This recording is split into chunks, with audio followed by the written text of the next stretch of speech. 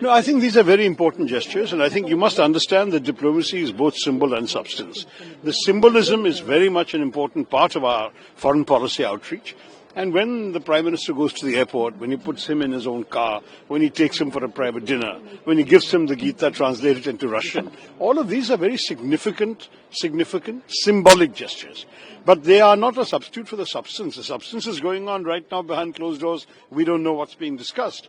But I have no doubt that it's a very important signal of continuity in an important relationship we've had with Russia for a very long time, and that this continuity will certainly be apparent when the decisions come out at the conclusion of the visit. Today is the full day of the visit.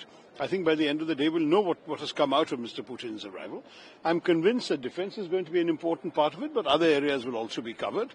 There's indications of some mobility discussions, logistics discussions. Let us see what comes out. What impact do you see on the international politics and international stature when No, it's an assertion, undoubtedly. It's a very clear assertion, both of continuity in the relationship and of India's sovereign autonomy in a very fractured and turbulent world.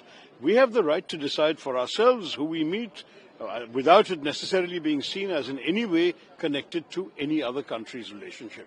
I hope we'll maintain good independent relationships with America, with Europe, with China, everyone. Why should we have to worry about how people are going to react?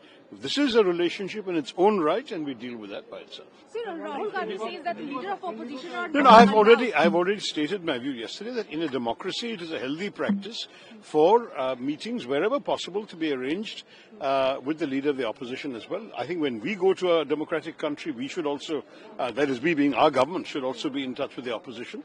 And similarly, when they come here, if it is possible, if it is practical, we should certainly make it possible for the opposition to meet.